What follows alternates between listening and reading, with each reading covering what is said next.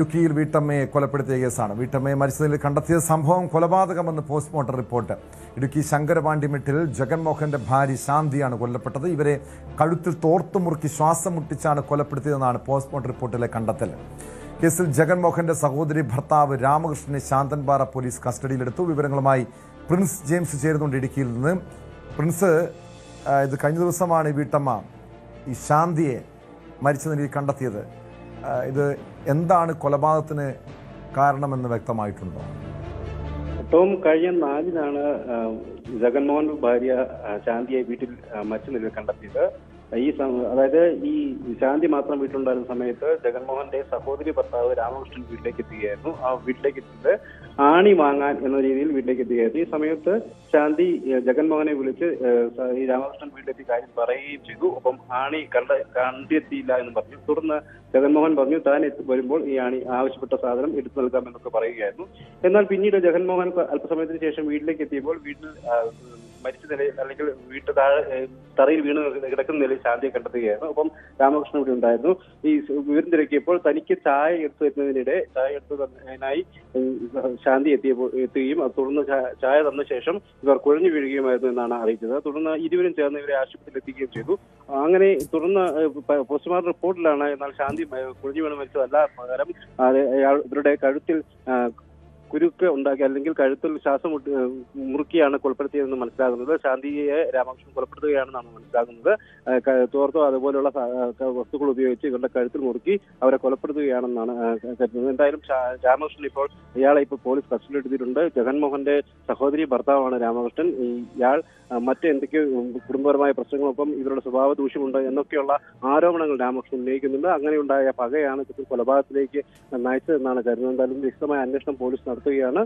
ജഗൻമോഹൻ ഇല്ലാത്തൊരു സമയത്താണ് ഇയാൾ എത്തുകയും ഇത്തരത്തിൽ കൃത്യം നിർവഹിക്കുകയും ചെയ്തത്. ഒപ്പം കുഴഞ്ഞു വീണ് മരിക്കുകയായിരുന്നു എന്നാണ് ശാന്തിയുടെ ഭർത്താവിനോട് രാമകൃഷ്ണൻ അറിയിക്കുകയും ചെയ്തത്. ടോം,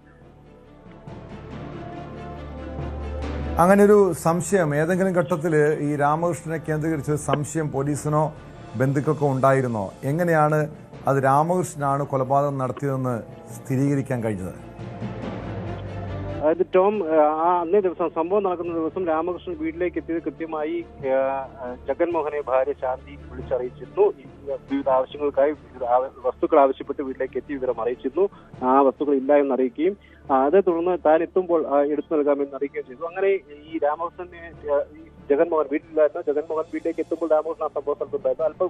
അധികം താമസിക്കാതെ തന്നെ ജഗൻമോഹൻ വീട്ടിലേക്ക് എത്തുന്ന ഒരു സാഹചര്യം ഉണ്ടായിരുന്നു. എന്നാൽ വീട്ടിൽ കുഴഞ്ഞു വീണ് കിടക്കുന്ന ഒരു സാഹചര്യത്തിലാണ് ശാന്തിയെ കണ്ടെത്തിയത്. എന്നാൽ ഈ സംഭവത്തിൽ വീട്ടുകാർക്ക് അപ്പോൾ അസ്വാഭാവികമായ ഒന്നും തോന്നിയില്ല. ഉടൻ തന്നെ ഇരുവരും ചേർന്ന് തന്നെ ആശുപത്രിയിലേക്ക് എത്തുന്ന ഒരു സാഹചര്യമായിരുന്നു ഉണ്ടായിരുന്നത്.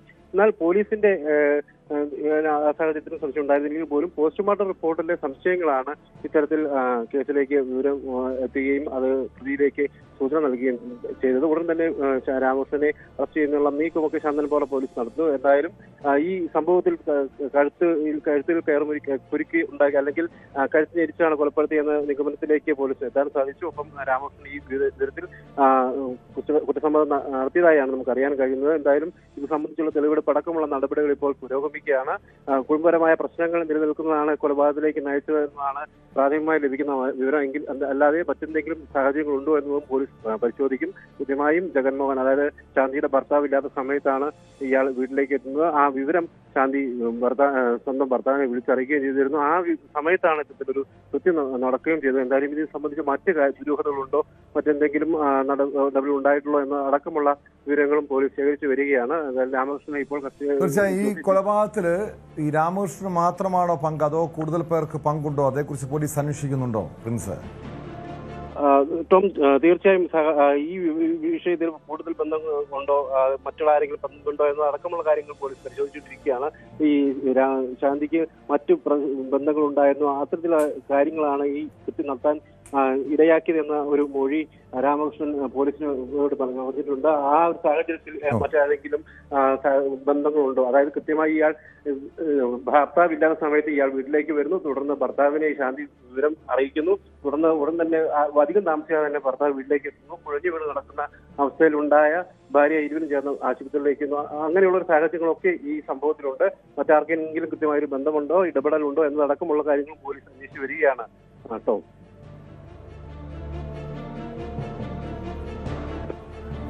യെസ്, വ്യക്തമാണ്.